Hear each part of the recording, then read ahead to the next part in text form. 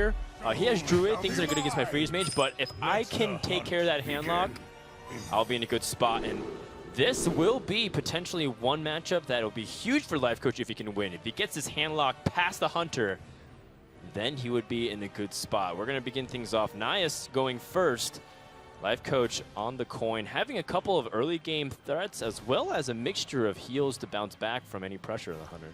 Yeah, that's quite a bit of healing, but is it something that you want this early on? I'm not sure, at least a heal, but he might throw it back because Nias is playing the high main version of Hunter. One thing to note too is that since he's on coin, Erdary Farseer can come out on curve as well. Yeah, not too bad. Getting that life back that you probably have lost on turn 2 by the life tap and potential attack from the early minions of the Hunter. I like the inclusion of Earthen Ring Farseer too, because I think that was a lot more common in older versions of handlock, but it's something we really haven't seen much in kind of the age of the demon handlock, which obviously relies on kind of those big swing turns off of Void Caller. And while one's 4 and the other's 3 mana respectively, it is something that appears to have been cut to make room for all the demons. So Earthen Ring Farseer obviously gives you not only a 3/3 body on the board to contest early minions, gives you that little bit of healing, and honestly for face decks or more aggressive decks in general, stuff like Zoo and Face Hunter, it comes down to just points of damage deciding the game, so that could end up being huge. Yeah, but we see the Mal'Ganis here, so Lifecoach is playing that demon variant of the handlock, so there should be some Void Callers in there as well, and if he can pick up that Void Caller, get that Mal'Ganis out early, that should be huge. Yeah, because the immunity basically renders the hero power completely useless, and all damage has to go through it. We do see that Nias did have an Ironbeak Owl in that deck. He's going to be relying upon it in order to get some opportunity to go past things like the Mal'Ganis, but if you bait it out early, then there's nothing you can do. Yeah. Yeah, and we saw Nias' Hunter deck earlier. It has the double Arcane Golem. It does obviously have Savannah High Main. So it's like a hybrid Hunter deck with a couple of differences based on his personal preferences. I would have to imagine, now mid-range Hunter has traditionally been very favored against handlock for a long time now. Face Hunter also, it either gets to the point where it gets to the Molten Giant walls and kind of crumbles, or it just obviously runs them over. Hybrid Hunter, in my experience, is a little bit more, it can go either way, depending on, again, the Molten Giants are huge, and then whether or not you have to play the Arcane Golems early on curve as opposed to use them as finishers, because handlock is another deck you just don't want to give mana to. Right. Based on this matchup, Nias definitely with the edge, but that hero power on turn 3, not what he wants to do. Weak. Extremely weak, and looking at his hand, he doesn't even have a play for turn 4. Yeah. I mean, he does have maybe the quick shot to usually answer whatever comes out. Like if Farseer came out, for example, then he'd be able to use quick shot effectively. But Lifecoach is also, thinking about what's the merits of coining out a Twilight Drake, because my opponent did just miss a spot. Like, can I use Twilight Drake to kill minions ahead of the curve, right, and have an advantage there? But even the quick shot, like, it doesn't feel all that great to use it on anything else but the face, because you know that once the Molten Giants come down and get taunted, you would love to have a lot of direct damage in your hand to be able to close out the game. Yeah, I mentioned the Arcane Golem, and he chose obviously to skip playing that because mana is so important to the handlock player. And Lifecoach's hand is actually pretty stacked with threats. Oh, that's a huge draw that for is, Lifecoach. Yeah, exactly what he'd want. I mean, he can play the Mountain Giant. Is there any merit at all to possibly just playing down the Mountain Giant? Obviously, the Mad Scientist is down there, so you'd expect a Freezing Trap to come out, but you have the Farseer. Well, there's two things about it. The first is, I believe, he doesn't have any taunt minions in his hand. So Mountain Giant effectively is no different than just like 8 damage pressure, which is not going to win you the game immediately. Usually you want to put Mountain Giant and then taunt it, and then hit the deal with it. So that's one argument against it. The second is, the Void Caller is better now than later, because then you can pull out demons that have higher impact as the game goes, and you don't want to be caught in a situation where like you draw other demons that you don't want to go out your hand to. Personally, I would lean towards the Void Caller, just because even if it gets silenced, you'll still have a decent body on the board, but certainly Mountain Giant, pretty damn strong. Having that 8/8 out so early, if there's no Hunter's Mark, it's going to deal a lot of damage. Eventually you have to kill the Hunter anyway. It's funny because of the handlock player, you usually just want to have one 4-drop threat you can rely on. He had so many, he had the Void Caller, he had the Twilight Drake, he had the Mountain Giant. He kind of had a wealth of options there. And handlock, we mentioned this is not a deck that's being brought a lot to this tournament because it primarily existed in most players' rosters as a means to counter the Grim Patron Warrior archetype, and since that's less common, handlock really doesn't line up well against a lot of the other aggressive decks. Hunters, a lot of times mid-range Hunter, the handlock can struggle. Seeker Paladin just struggles enormously And then if you put up against like Freeze Mage or Control Warrior, yes, it can win, but it doesn't necessarily have like the really impressive matchup that you want in your roster. All right, Lifecoach still looking for that taunt giving minion, either Sun Fury Protector or Defender of Argus, and he wants to find it fast. He has some options here. He could just go for the heal bot. That kind of forces Nias to deal with that so that it does not get freezing trapped. Right, the problem with the heal bot is that if it bounces back, you get that heal again, so Nias would want to kill it, unless he felt comfortable leaving it, but then you isolate the Mountain Giant again. The other option for Lifecoach is to develop yet other minions on the board. I don't even know how much merit there is to Doomguard to try to activate it. Just thinking of that. I don't think it would be horrible, but I mean, you might discard something that's very important to you, like the Malaganis. Right. I think Mal'Ganis and Healbot are the two ones that you would... I mean, Molten Giant does kind of stink, but you already do have Giants out anyways. Yep. So he opts for the Twilight Drake here. He's building up a pretty impressive board. He does not put the Mountain Giant into the freezing trap. He's just going to hold for now. This is going to let Nias continue to put the pressure on, and he can just put down a high main here if he wants to. Although, you know, it's not as if Lifecoach is without a board. He's just without taunts at the moment. Right. Exactly. Still needs to find that way to deal with the freezing trap, and it's not easy at all. The interesting thing is that the high main is supposed to represent the most damage possible, which is ultimately what Hunter wants, because as the game progresses, Handlock becomes increasingly favored. The other additional problem is that he can't actually isolate threats this turn, so no matter what, that freezing trap will get activated. I like this play from Nias, though. He realizes at least one of those minions is probably going to end up back in Lifecoach's hand, but there's the taunt! And it's on curve for the mana. He has the access to the coin, which gives him availability of playing, you know, whatever he wants and being able to access Sun Fury. That is exactly the card that Lifecoach wanted to see. With that Sun Fury, he will also be able to drop the Void Caller in there, which would have not been possible if the taunt was Defender of Argus instead. So that's an interesting point now. So you could Void Caller and then taunt that up, or you could play as like a Molten Giant, which is just technically a bigger wall. I personally like the Void Caller because it's a quicker way to get to your Doomguard or Mal'Ganis, but I also respect the merit of the Molten Giant. Again, 8 toughness, which is so hard to get through, and we look at Nias' board, he's a 5-5 and a 6-5 respectively, so what are you guys thinking? It's really tricky because of that freezing trap. If the freezing trap wasn't existing, you could tap into the Lothab Mortal Coil and then, you know, go for this Void Caller play. But I just think Void Caller and Sun Fury is fine. Chooses not to taunt the Void Caller here. He wants to have the biggest possible taunts, not that 3-4. Right. He can get rid of the Void Caller on his turn if he wants to and sacrifice it for something like a Doomguard or Mal'Ganis, so.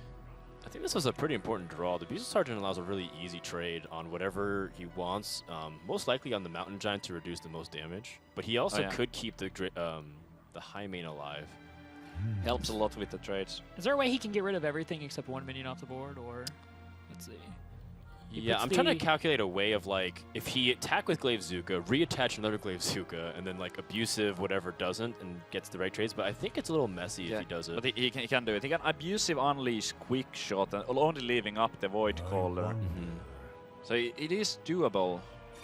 4 Hounds off Unleash the Hounds is pretty good value in this matchup, too. So that's, sure. It's worth noting. Usually you're not going to get anything more than, like, 1 or 2. Definitely happy with 4, but no Hunter's Mark, no Iron Beak Owl. He has to deal a lot of damage to take out this taunt minions. Right, we actually, I don't think we've seen any Hunter's Marks in his deck, which I think is the first Hunter deck we've seen in this tournament that isn't running Hunter's Mark. So a lot of other players have made that read. Right, considering the type of deck that he is, he wants to be flexible to be more aggressive, so that ends up being the case where he doesn't want to necessarily spend time or cards. He wants to be able to either control the board or like with some early minion curves, or do damage. The second Mortal Coil is huge, especially in light of the fact that Lifecoach doesn't have a Hellfire. He doesn't have a Shadow Flame. Yeah, another great draw. Shadow Flame obviously would have also been incredible. He could just Shadow Flame off the Void Caller, getting either Doomguard or Mal'Ganis, but with those double Mortal Coils and the heal, but he's going to have quite a good board state. Oh wow, a Siphon Soul too. So that's another card. Lifecoach's Handlock is a little bit of retro fitted. Jaraxxus, it's kind of double-edged sword here. I think it's okay, because Jaraxxus, you're getting to the point where you can play it from the hand and then play whatever Void Caller benefits off of. And also, Jaraxxus is a heal. In fact, Lifecoach has 3 heals. He's got Jaraxxus, Siphon, and the far left card, which is the antique heal bot. Not to mention, he still has Mal'Ganis as an opportunity to play on turn 9. And he has a coin, so realistically, he can just do all this next turn. But think about playing down Healbot just now. Just passing, waiting until you get to that turn 8, or use the coin to go to turn 9. Yeah, well, he has to do it. If he plays the Molten Giant, he actually loses the game because there's already 6 power. Arcane Column, Quick Shot, Hero Power would finish the game. He knows too. Plus, this is, again, another incentive like, look, I have a heal bot, and this is a freezing trap, right? So kill the heal bot. So it's gaining 11 life, maybe even more, because he has to overkill the heal bot by a little bit of damage. Right. 12 heal on a 5-mana minion that puts a 3/3 out. Yeah, it's not bad. And I mean, this is the strength of Handlock, is the ability to just keep fluctuating health, draw a bunch of cards, look for the tools you need, and you know what's impressive to me is that Lifecoach hasn't really been dependent on a Shadow Flame or a Hellfire thus far. He's been able to navigate the board, get rid of the minions, without ever dealing with this freezing trap. Yep. So He's strong. He got that taunt kind of late, but it was still good enough. Earthen Ring Farseer, the more I think about the beginning of the game, I think Earthen Ring Farseer was a really huge draw. And, and a huge inclusion in his deck, because like I said, most people aren't running that these days. It makes sense given how aggressive some decks have curved these days. It's not even necessarily the deck itself is super aggressive. It's just the mid-range threat of outpacing Handlock because you're spending your early turns tapping. And the best plays that you often have before the turn 4 is always like, you know, either pass with nothing or like you play Ancient Watcher. So the Earthring Farseer fills out that curve. Speaking of which, I don't think we've actually seen any Ancient Watchers. Have to assume they're in here. Yeah, I was just thinking the same. How do you cut those? They seem so good for the Handlock. It actually really doesn't even seem feasible, right? You just wouldn't cut Ancient Watcher when you're like looking at I wouldn't. Yeah, it just seems so ridiculous, but if he has, obviously it's panning up from this game. It's also important to note that the Earthen Ring Farseer came out to where, since Lifecoach was on the coin, he could just play it organically on turn 3 and then still had the perfect turn 4 Mountain Giant, so he didn't have to just play something down to play something down. He got a good body, he got the heal, and he got to continue just basically surviving, draw more cards. Rope is burning. Lifecoach is known for his careful decision making. Yeah. That's the most diplomatic way I've ever heard that put. You know, one thing that I also didn't think about is not just Siphon Souling a threat, but Siphon Souling a Void Caller to pull out Doom Guard or something if you need to do damage. That's interesting. That's something that I didn't really consider. See, Nias is down to draw some cards. That's a lot of draw damage on board. Yeah. Whoa. Whoa, that's the dream! That is absolutely the dream. That said, even though it's the dream, it's not as if Nias is in like a particularly good spot right now. No. He's about to enter the Molten Giant zone. Yep. Molten and Jiraxxus. Yeah. 0 mana Molten Giant. Oof. Plus, Lifecoach is still yet to draw some of his taunt minions. So that is very good. Well, sorry. Lifecoach What have you done, Dan? had yet to draw his taunt minions outside of that first Sun Fury. But that second Sun Fury is a very big deal. That's incredible. And this is probably the Siphon Soul turn. Because he does want to heal up, but if he goes for the Jiraxxus, he cannot taunt. Because it would require 11 mana, and obviously he doesn't have that. So, Molten Giant, Sun Fury, maybe the Owl if he wants to do that as well, to get rid of the second secret. Be very curious to see this list after this series is over. Go take a look at like what he's cut, because it's actually just bothering me now because I'm like, what would you actually cut for some of these cards? Yeah, he had to cut something. Siphon Soul is usually not there. Right. Earthen Ring Farseer. Earthen Ring Farseer is usually not there, so... I wonder if he cut just one mana cost for mana cost. Instead of Emperor Thorson, he said, you know, I'm just going to use Siphon Soul because Emperor's too slow, given if I expect a lot of Druids. I think Lifecoach would not bring Handlock if he anticipated a lot of Druids. Double kill command would have been game. Yeah, it would have done it, but instead he draws the last freezing trap. Which, the original one is still there. Yeah, quite possibly the worst thing he could have drawn, because he has the Mad Scientist out there as well, so he would have been able to get it with the Mad Scientist Death Rattle anyway. Yeah, this is... Lifecoach has navigated this one extremely well. Yeah.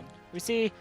Nias really doesn't have anything to do at this point. He can kill command it's phase. It's not over yet, because if the Lord Jiraxxus gets pulled from the Void Caller, and that's true. That's not a heal. Yeah, then Lifecoach will be unable to heal, but Nias has to take out the Void Caller here and hope for the Jiraxxus.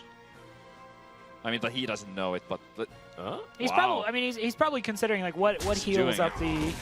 This has to be the. Oh wow! Okay, so that changes everything right there. Yeah, it does. It can get bounced from the freezing trap, but again, the mana cost is going to be 11, which is no good. 15. Wait, no. Does he have opportunity to lethal? No, he does not. Freezing trap. Man, Wow. if only Jiraxis was 8 mana and you attack with Jiraxis, bounce it back, and play Jiraxis. It's 2 damage off Yeah. lethal right now. Jiraxis is part of an elite club of minions that once they get bounced by a freezing trap are actually just unplayable because they become 11 mana. So unless you have like Emperor Thorsan or some kind of loophole like that, you know, Jiraxis, Alexstrasza, those cards will just sit in your hand. Yep. And Lifecoach here, he knows that it's a freezing trap, or yeah, he knows, because Nias played the Hunter before and had no other trap, so... Yep. Sun Fury, I guess, is the one that he wants to return to hand. Maybe kill some Right. more minions to taunt. Yeah, when he attacks the Sun Fury, it actually makes Twilight Drake a little bit stronger, so you can have it slightly more resilient. Yeah. He could just go for the Doom God as well, Right. just to make sure to have the lethal on the following turn. He doesn't really need the Drake or the Watcher, so why not Doom Or he God? does have one ancient Watcher. We were talking about that. Yeah. Real quick note. Yeah. So he didn't cut Watcher. And Right. Nias needs... And The he second quick quick shot, shot, any kill burn. command. That's not That it. is not going to do it. Yeah, that's gonna be game 1 for Lifecoach. Wow, an important win for Lifecoach as his handlock escapes the grasp of Hunter, which means that that handlock is no longer vulnerable to that freeze mage, which means in the long term, can Nias hold off against the lineup of Lifecoach? Yeah, that was absolutely huge. If you, going up 1-0 is always great, but that was an important one. The handlock was the liability in his lineup, and now he got the win with it. Doesn't have to worry about it anymore. Good times. Yeah, it's worth noting too that Lifecoach is running Control Warrior, which we've already seen. And Nias is running Freeze Mage, and we talked about earlier that that's one of those really bad matchups for Freeze Mage because of the armor generation of Warrior and the Mage's finite ability to deal damage. Obviously, Archmage Antonias withstanding, but yeah.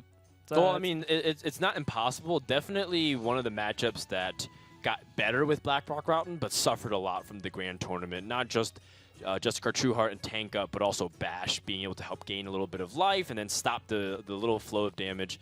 Freeze Mage in general just struggles against Control Warrior. It's definitely gotten pretty bad. Against Druid these days, though, is it better or worse? Do you think Druids just curve that much more aggressively? So with the Darnassus Aspirin, so is that struggling as well, Savitz? Freeze Mage against Freeze Druid. Mage against Druid. Well, Druid has always been very strong against Freeze Mage. Probably a little bit.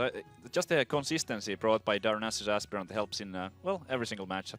Yeah, well, I guess that's a really good point. You always want those mana crystals. Yeah. Then the Warrior, I'm trying to imagine a world where Nias can be able to defeat something with the Freeze Mage, but then we look past it and look at Druid and Hunter versus, you know, Druid and Warrior, for example.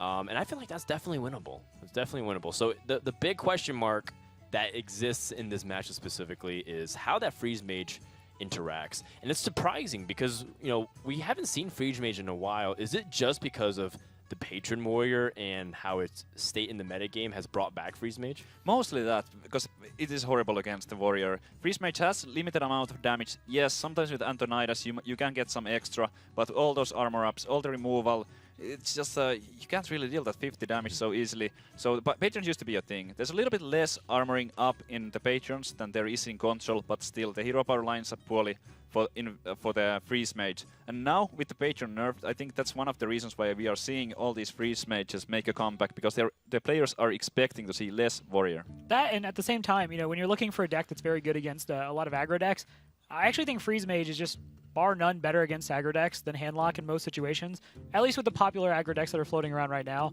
So I think that's kind of the deck you want to bring if you're expecting to see those heavy aggro decks. So Yeah. I think that in the combination with, as you said, the Grim Patron change, Yes, it's a lot friendlier. Yesterday we saw both Ostkaka and Thais win their matches, and in their interviews they were talking about how they were targeting aggressive decks with their Patron and Freeze Mage lineup. Both of those decks are some of the best against aggressive strategies.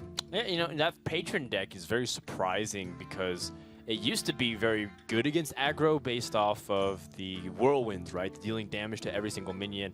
By doing so, you'd be able to clear the board constantly, and Patron still has that. They just lose their 72 damage possibilities as the game drags on. But as a result, they played more board-centric, so they're still very dynamic. They can still rebound in health with Armor Smiths, get those Whirlwinds. I personally kind of like the Patron still, but I'm always very hesitant to say that I think it's back. I think it's definitely something that you have to be careful of. I don't know what you think, Robert. Do you think Patron is back at all? I think it depends on who you ask. I think it has obviously good matchups. Having cards like Unstable Ghoul, having cards like Whirlwind, very great against aggro and a lot of these kind of weenie rush decks that have like 1 health minions. I know if you ask Zixo, Weenie 1 health minions. if you ask Zixo, I'm pretty sure Zixo. too, Rob. I was trying to get past that, but yeah. No, I'm sorry. I'm Even sorry. Magma Rager has feelings, Rob. I apologize to Magma Rager and to other 1 health minions, But but not Ice Rager. He's no. just sitting pretty. He has 2. He's fine. He's cool and pretty. Right, but if you ask, certain players, obviously Ostkaka feels very strongly as well. Zixo continues to say that this is like a #1 deck. I don't know how serious he's being, Zixo. It's hard to tell. But yeah, there are players who still believe it's a top-tier deck. I don't think it is, but I haven't honestly seen it enough, and I haven't played it enough as well. So it's hard to evaluate kind of until we see. It'll be interesting to see Ostkaka and Taij's next matchup since they're both running it. We've only obviously seen it twice in this tournament thus far. So you're not convinced? I remain unconvinced. Okay, and you're not alone. You know, I talked to a few other players. You know, Purple, for example, was watching and he's just like, no, I don't think it's any good. But of course, the results speak for themselves. Maybe the Warriors, with the win, can be the one with the final say. We'll cross that bridge when we get there. Lifecoach is not going to go with Warrior. He's going to save it, go with Druid instead, try to get that win because he knows it's more susceptible to the freeze mage than Warrior is. And that is a pretty interesting set of opening hands from both players here. Both players, excellent hands. Oh, that innervate on top of everything. Lifecoach has, Wildcard has the Aspirant. He might lean towards the Wildcard just to make sure to get the Shredder on turn 3. Yeah, very balanced hands, actually, in terms of mana ramp. I think Lifecoach having the Shredder is generally a little bit better to start out. Shade, very good in its own right. But I think Shredder, when you're going right to turn 4 generally, is a little better. Quite powerful. Nias, on the other hand, he has the option to innervate the Shade of Naxxramas on turn 1. And the opponent Druid has no way to clear it off early on. One of the ways to deal with it would be something like Sylvanas Windrunner, but it's not even that common. We only seen one player in the tournament play that card. Yeah, it was mentioned that Shade, for a long time, was kind of just the default 3-drop you had as a Druid. And it's kind of fallen off a little bit lately, but Nias, being the kind of innovator he is always down. So always down to kind of bring the cards he feels works best. And he's obviously very high on Shade of Naxxramas. And in this matchup, it can be huge because the Druid has no inherent way to just deal with a stealth minion that's getting bigger and bigger. And they can just sit on the board until you're ready to Savage Roar, until you're ready to bring up the full combo. Lifecoach instead of roping on turn 1 and ends up innervating and Darnassus Aspirant. That is so interesting. Yeah, it is. It's because I think he wants to be able to answer his opponent's Darnassus Aspirant ahead of time. Yep. Because I was thinking about, like, would you innervate Shredder if you see the Darnassus Aspirant but you play, but he says, you know what, I want to get ahead of that Aspirant. The Shade is going to work out pretty well for him here, though. Yeah, the Shade absolutely amazing for Nias. Oh, swipe the from swipe the off the top. That's a pretty good draw. Yeah. That's a huge deal because now Nias doesn't have a minion to play unless he misses nothing. it. Yeah, he can Hero Power or Savage Roar phase. Going out to swipe, but I feel like he'll hold the Savage Roar, yeah.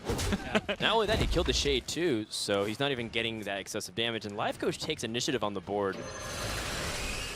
He is down on the resource count, but you know, with Savage Roar in both players' hands, if they find an opportunity to become aggressive, they will. Druid to the Claw is a really good response to this. It's one of the few minions that I think Shredder at this point in the game kind of has trouble dealing with. Yeah, certainly. Lifecoach can extend the trade with the Keeper of the Grove. There's that Ragnaros we saw yesterday. Yeah, not the greatest keeper in the world, but it gets the job done. That Ragnaros, if Lifecoach gets to play, then Nias does not pick up a big game hunter. The Rag might just win the game alone. Yeah, the Ragnaros is an extremely powerful card. Obviously, one we saw more kind of in prior metas, but in its own right, you just put it in there and it does a lot of stuff. Yeah, so Ragnaros, just because there's so many other... Oh my goodness, Emperor throws it off the top.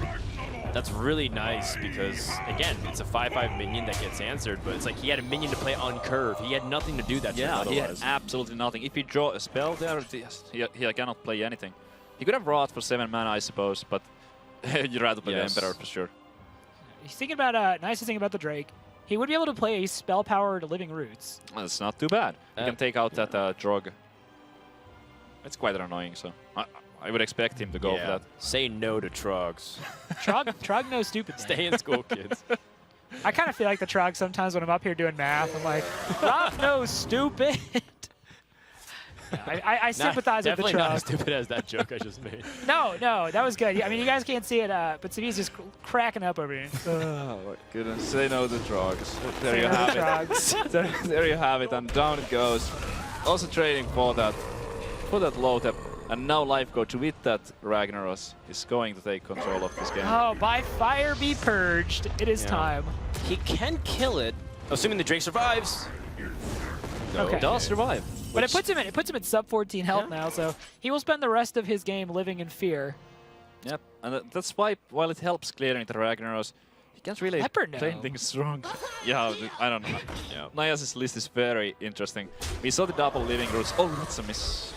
Yeah, he missed 1 damage on everything. Uh-oh. Yeah, he He's, certainly should have soft. swiped before trading off the Azure Drake for that extra spell power to deal 1 more damage to the Keeper and to his opponent's face. Yeah, you can tell Nias is rushing a little bit based off of frustration.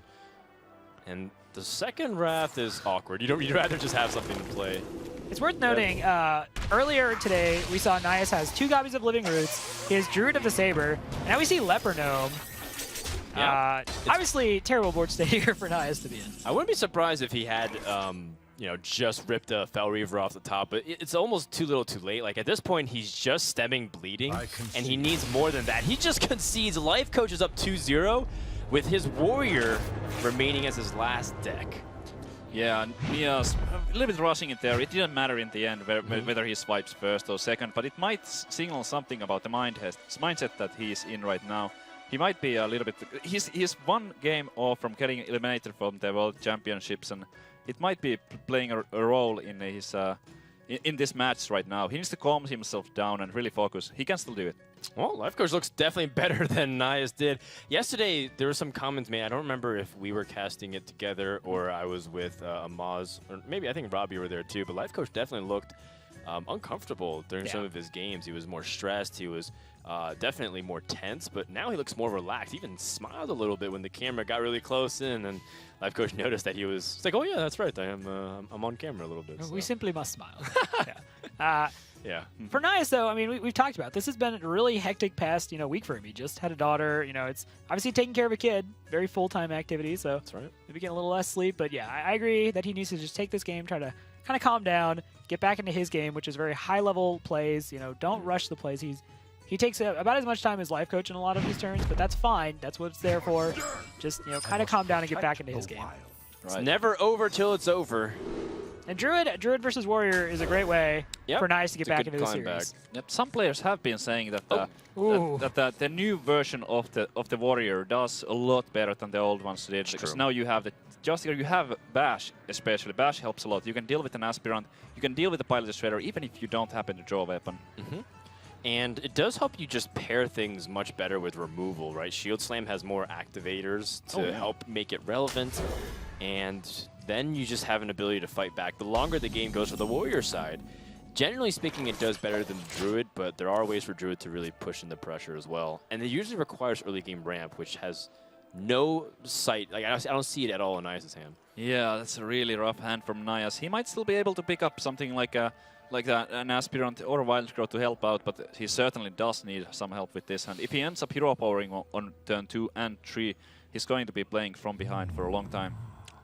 And that's okay for Lifecoach that he doesn't have a play either. It's one of these things where, as the Warrior, if the Druid passes, you're okay with passing. Versus if they're playing minions, that's when you're worried about passing a lot. Yeah. Oh, that Shade helps a little bit. This turn, still only hero power available. Not that great, but the Shade, very important. Yeah, Shade, not necessarily as powerful against Warrior as it is as against Druid, because Brawl will ultimately, probably at some point, get rid of that Shade. So as the Druid player, you kind of have to walk this tightrope of when is the right time to attack with the Shade? Do I want to really play into Brawl? Is that something I'm concerned about? Do I just want to try to get like 3 or 4 damage in early? Obviously, you don't want it to get removed too easily, but Warrior's single target removal suite is probably the best in the game. So when you actually unveil that Shade, it's probably just going to get removed. Yeah, quite often you want to hide it behind something like Druid of the Claw in taunt form, or a Sludge Belcher, and then that might be the time to strike. You can maybe take out your opponent's Belcher's front half and still keep the Shade around. If it gets executed after that, sure, it already got its job done.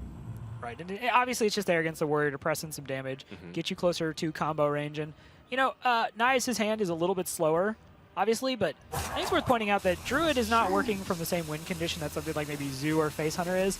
It has a longer window to where it can start doing more. That said, Nias has a couple of early game cards in hand or in his deck, so he had to cut other stuff, and I don't know if we've seen like Emperor Thorsan, which is usually very big for druids. I don't know. That could ultimately hurt him here. Lifecoach again there, carefully considering all of his options. Just pre-equipping the Fiery War Axe there also could have been viable, but I believe because of the Cruel Task Master to follow the Acolyte, he chooses to play this first. He knows his opponent doesn't have access to the coin, so he says there's no way for him to silence it outside of a surprise Ironbeak Owl. And, you know, so he takes this opportunity to draw a card, and that's extremely valuable. It's basically trading a coin for drawing a card. And in this case, he's also even to load up the power on board, so that way he can answer other minions with the Fiery War Axe. All of a sudden, Fiery War Axe, a card that normally doesn't see too much value outside of those minions you mentioned, the Shredder and the Aspirant, will, because there's 5 power and you can distribute accordingly. Yep, even though those two minions might not look all that threatening, they are still not something that the Druid player could ignore. He has to make a weaker play. Yeah. Like, Shredder is the better play most of the time. Imagine if he didn't do anything and he was just playing Acolyte the previous turn and then he plays Shredder. It would have been a thing where he developed more power on the board and had more ability to leverage that as he drops Loatheb, etc. Lifecoach picking up an Armor Smith here, that's actually fairly decent because he wanted to play the Fiery War Axe anyway, so now he gets good use out of the remaining 2 mana. Yeah, I kind of wonder if there was a world where Nias just wanted to actually do the 2 damage to the Acolyte and just get it off the board. Obviously, it's very weak as a 1/2 that doesn't draw cards, but it's still a minion on the board. Obviously, electing to value the Warrior card draw more and respect it. Yeah, I think it's a really close call. I wouldn't have blamed him for doing that. Well, this is a time where I think you can unveil the Shade because you just played Loatheb, so removal options are harder for your opponent. But then the drawback is that there's a Fiery War Axe waiting. However, I mean, Loatheb will also be dealt with at the same time too, so... Yep. So, kind of with this play, with this attack, the Fiery War Axe has to make a decision here. Whether he wants to kill the Loatheb or... the Fiery War Axe has decided to kill the Shade. Yes. Mind of its own, that Fiery War Axe. Absolutely. Man. Yeah. Off the top, Acolyte of Pain for Lifecoach, which is the only thing he could play because of Loatheb and then the 2 6-drops. I like seeing both Sylvanas and Justicar Trueheart. You know, they both very powerful 6-drops, and generally in decks you tend to see one or the other, I feel like. Yes. Yeah, to see them both is good, and although it feels a little bit greedier, maybe letting you know this is kind of a even slower Control Warrior. Yeah, I think it's fine, ultimately, because both are extremely flexible. As the game develops, in slower matchups, holding on to Sylvanas is okay. In faster matchups, Sylvanas forces your opponent to trade onto the board. And then Justicar, as everyone knows, you can definitely play on curve, or you can choose to Hero Power, play Justicar, and Hero Power again and gain 6 life in 1 turn, while developing the 6/3 with long-term implications of how the game turns out from that point on. Yeah, that's quite powerful, but for now it seems a bit slow. It can get a little bit punished by some cheap Innervate! Oh, man. Lifecoach is actually just drawing straight into his legendary minions. He's drawn like 4 of them in a row now, when obviously he would like to see something maybe like a Death Bite, a Shield Slam. He has the Execute, but he had no Activator. So on that turn, if he'd played down Sylvanas, Loatheb would have just traded and he wouldn't have gotten a very good Sylvanas. Yeah. He just ultimately decides to put down the Justicar Trueheart, activate the better Hero Power. Yep. As nice as it is for Lifecoach to upgrade the Hero Power here, because of how easy it is to remove that 3 toughness minion, Nias will pull further ahead on the board. Yeah, and it might not be too far off before we see a Brawl coming in here. Obviously, you want to do it right now with only 2 minions on the board, but, I mean, he's at 16 health right now, right? And, Nias will be on 8 mana, so it's not 9, so it's not necessarily that dire. But maybe in the next turn we start seeing that Brawl. It kind of is, though, because Druid the Claw plus Savage Roar is a lot of damage. It's like a double Savage Roar, if you think about it, because all these minions already start at the Savage Roar damage. On the plus side, Lifecoach just gained 9 health. Just shield block tank up. Well, it's easy enough for now, I believe. 8 damage, 21, yes. Yeah. And Nias has to wonder if he's possibly playing into a Brawl. That said, he may not have much of a choice because Do you care? Like, you don't draw here. Just play the Druid of the Claw, Judge Phase, play the Leper Gnome, Hero Power. Even if there's a Brawl, right, you have the combo coming up. The Warrior will only have 3 mana remaining after that, and I don't think that's gonna be enough to save him. I'd probably drop the Leper Gnome too. Oh yeah, absolutely. Yeah, just drop the Leper Gnome. Maybe throw the Hero Power in. I don't know that you need to play down the Aspirant. Yeah. There could be a case made in favor of keeping the Leper Gnome as well, because the Brawl is something that the Warrior just has to have. And by playing the Leper Gnome, it's possible you have an additional bad result out of that.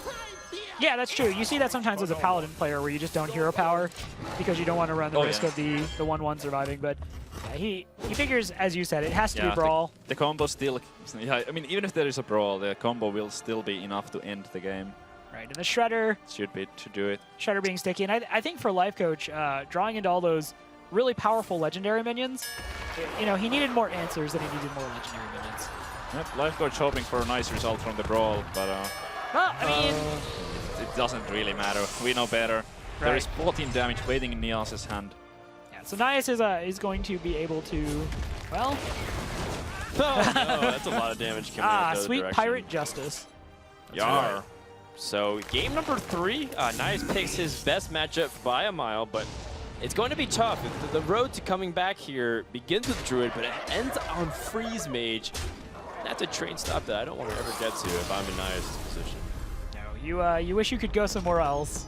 Yeah, a detour, if you will. Right. Yes. I wonder what the statistics are, and I feel like I should have access to this, of how many times the One-Eyed Cheat has been the deciding card. Obviously, it was the combo, but One-Eyed Cheat did actually get to do damage. One time, and it was not that time we just witnessed. It was one time in a tournament where it was like someone played Blackwing Corruptor, and it's like they would barely survive, and then the One-Eyed Cheat came out and then just had enough damage to kill and stuff like that. So it was really, really intense. Have you seen it with the Rogue when it pops out of the Shredder, then you just south the deck attack for 4, south the deck, from that stealth point it on? again, yeah. That's sick. Yeah, I haven't actually seen that happen, but that's really amusing. That could happen. It's kind of rare though. That's pretty much the only pirate that we see in competitive play. Is that when we see Shady Dealer come out as a 5/4? Is that what happens? Yeah, I mean 1 out of 72 or how many 2-drops there are, you might get some use out of it. Sure. And Nias is going to go. He says, you know what, let's get it over with. Yeah. This has to happen. Freeze Mage versus Control Warrior. But if he wins this one, I mean, he must be feeling like Cloud9 after that, because he's like, I definitely can win this series. Which is awkward because he just joined Team Hearthletics. Yeah. Touche. There we go. Touche. That was a bad pun too. Now we're even on bad puns. Ribbit, ribbit. Yeah.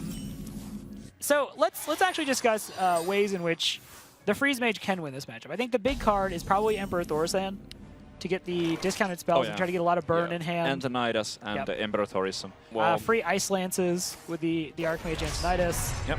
So you can approximate and just bump up percentages up and down based off of what the cards you see in hand. So first of all, the fact that Nias has his Archmage Antonidas early on is great. Now if he picks up Emperor Thorsan, he actually has stuff to do. The second thing is he actually has a coin, and that's also beneficial too.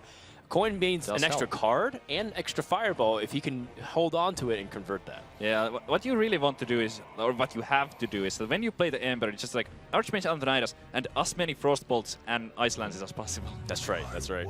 Now there's also another school of thought for the Warrior. Instead of being really defensive, there are opportunities, instead of being really aggressive, you can just simply press armor up as much as possible.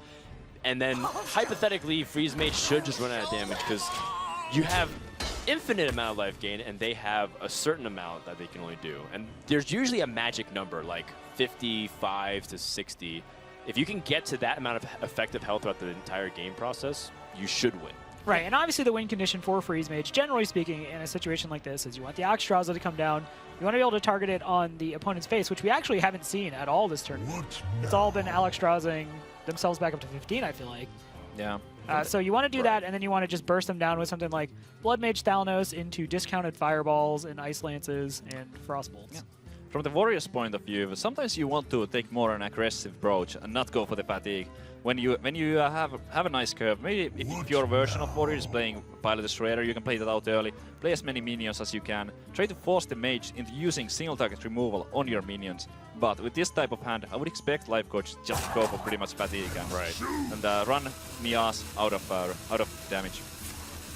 So I like the fact that if we look at Nias' hand right now, he could do something like turn 7, coin, Ice Lance, and then he does immediately get 2 Fireballs. Obviously that Ice Lance is not going to do damage, but wow. Oh, this is very important. Those are actually good cards. I mean, they don't look that spectacular, but with that Archmage Antonidas after the Emperor, so it might be exactly what Nias wants to have. This is also very important that Nias has these minions out to just keep dealing chip damage. You just can't let the armor get out of hand. You just keep doing a little bit of damage, and it's even better for Nias if Lifecoach has to start using weapons to remove them. Because again, you're just taking little bits of damage, but they add up really quickly. Right. Yep. Arcane Intellect, That's good. Potentially the best possible draw for Nias. Nias really needed that the last time he played Freeze Mage to have the Arcane Intellects in the top half of his deck. Obviously, they were like the bottom 3 cards. Yeah. Would you be willing? Would you want to cash in the Mad Scientist at all, just because you want to reduce the chance of drawing a secret? Because it feels like right now you're desperate to get to Emperor Thorson. That's like the big key here. Well, thankfully, Lifecoach made the decision for him. Yeah, so that kind of worked out, and he didn't draw a secret with that Arcane Intellect, but it definitely was an option. And now, right now, Nias is one Emperor off from having quite an amazing... yeah, it's gonna be insane. He has a Frostbolt, 2 Ice Lances, Coin. I remember the only time I've seen this matchup go in the favor of the Mage was at the Legendary Legendary series. Oh my gosh, a Brawl on a Doomsayer. No! Lifecoach figures that there's probably not going to be any The end use, is still but, coming. yeah. Sorry. Yeah. You'd rather key hold onto his Shield Slams for other threats like the Antonidas. So this is an interesting play, because with those, like, he has 2 Shield Slams, 2 Executes. I don't know if he really needed to risk that, because he has so much removal, but Yeah. if it worked out, that would have been a very well-used Brawl, considering the matchup. He's really scared about the Acolyte forcing him to overdraw. right, and he's at a point where realistically, if Alex Straza or Emperor Thorson get overdrawn, he is in a really bad way. He instantly loses because he can't actually deal enough damage or pressure otherwise.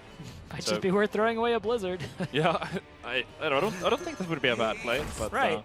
The Acolyte, while risky, it might be a tiny bit stronger. He doesn't even ping it, which is fine. I mean, But there are ways for him to, like, generally speaking, if the warrior had like Cruel Taskmaster again and did something, the weapon, then unfortunately. having already seen the Should one see. Cruel Taskmaster though, and I feel like it's okay. It's a reasonably safe play to make. It's not like Whirlwind's being running Control Warrior anymore these days. You're not expecting that. You're not expecting Revenge. So you probably feel a little bit safe about this. And I don't know, if he doesn't draw anything useful next turn, it might be time to start throwing out those Blizzards. Yeah, I think he has to. And if he doesn't pick up Emperor, he can still go for the Antonidas, Coin, Frostbolt, Icelands on turn 10 to get those precious fireballs. Yeah. And Lifecoach has a bunch of removal, but it really doesn't do him all that much good. No, not really. The Sledge Belcher could come down, and I think Lifecoach basically understands that any minions he plays down are just going to get frozen for a certain number of turns or just get removed by Flame Strike. So he still has to play them. Yeah. That Belcher is not gonna really get any better. Can't Intellect. Arcane Intellect, though. Yeah, it's a huge problem that he has so many cards right now. He's got to start dumping the cards. Yep, 9 cards in his hand right now. After the Acolyte dies, he will have a full hand. Right here, just nothing. Yeah. What a such chess Blizzard. match. Well, you know, the fact that he still hasn't had the Thorson, that was a good turn to drop it again. Surprised he pinged the Sledge Belcher there. I think for him, is he wants to ping it again and play something like maybe second Blizzard if he needs to stall. This Ysera, by the way, is probably not going to die for a long time. And almost any card that comes out from Ysera is generally pretty good. Okay. Have to expect a shield block. Yeah. You don't really expect Doomsayer to survive. Like, Yeah. surely by now, it's Oh, just yeah. gonna, it's just in case his opponent didn't have it, but A little bit of a check just to make sure, keep him honest. But it's still definitely the play in this spot. Like, even if Well, it you had to doesn't dump go. it anyway. Oh that my Jaw goodness. sticker. That's bad. that That's could be Lifecoach's huge. ticket to the runner-up match. I mean, the Justicar Trueheart is so powerful. Not to mention, by the way, like Lifecoach also has ridiculous opportunities to gain life if he gets Dream, because then you can Shield Maiden Dream it, Shield Maiden Dream. Yeah. That actually, my Shield eyes started Dream. twitching just thinking about like, no, too much HP. Welcome to the Grand Tournament. Here we go. 10 mana. He can't really afford to wait any longer. No, he cannot. All right, so Frostbolt, Icelands, Coin Icelands. He's gotten 24 damage, meanwhile dealing 11. Yep, effectively getting rid of all that armor. It took him a little bit longer than he would have preferred to because he did not draw. Oh, he didn't remove all the armor, Yeah. but almost all the armor. But it took him a little bit longer than he would have liked to because he would have preferred to find that Emperor. Makes sense. And Lifecoach is just on the gain a bunch of armor every turn plan. Do you think there's any room for Freeze Mage just to run Duplicate, or is that just way too greedy? Well, some players have done it in the past, and Stansifka especially has had a lot of success with his double duplicate freeze mage list. Double duplicate. Yeah, Oh my no goodness. Alexstrasza. He actually won a tournament. Look a at all big these tournament Laughing with it. Sisters. Yeah, Lifecoach that's is right. 3 for 3 on Laughing Sisters, One for each caster. right? Well, you might as well get started with your fireballs. Yeah. No time like the present. And the thing is, it shaves off the armor perfectly, which is great, because if you draw Alexstrasza, that is enough time for you to, or enough room for you to go extra damage there and not waste it. But is he going to be in danger of dying? I feel like he kind of is. He's taking enough Yeah, damage. that's Next a turn, lot of the damage. block's going to get popped. Yeah. He does want to armor up and also set up weapons, so that way it's like he's used all of his freezes, so most likely weapon will generate 6 damage. Yeah, there probably isn't any reason not to play one of those Laughing Sisters or the Belcher. He could even both Laughing Yeah, Sisters. he could even play both. There's still gonna be room for another Shield Maiden if he draws that. Maybe in his opinion, he needs space on the board for something. Oh, Nightmare. Yeah. Right, so his second Another ice block, ice which is block. good. Really needs, I feel like he needed Thorsan, though. Yeah, he still can hit it if he goes into the Arcane Intellect. I think he's calculating, like, can I survive if I play Ice Barrier? I probably need Frost Nova. Yeah, he has to go for the Arcane Intellect here. That burn is not going to be enough because of the Justicar. He has to find the Alexstrasza. He's also just kind of losing the race right now. Yeah. I mean, he has 34 damage Wow. right here. And that's it. Nias is officially done, and Lifecoach is going to take the series 3-1. That's right. A moment of relief for Lifecoach, but a moment of sadness for our American player. He has not been able to win a series, but what a journey it's been for Nias. Moments before he was able to come up, he told me he felt pretty good about it, and ultimately he just played his heart out. There were a couple of missteps here and there, but he told me like he was just happy to be here, and that's something that you can't deny him of. Yeah, his whole storyline in 2015, he kind of came up as a player who just barely qualified for last call, made it in, made it to the round of 40, and then came all the way to the Americas Championship, finished top 4, got to the Hearthstone World Championship, which is an incredible story for someone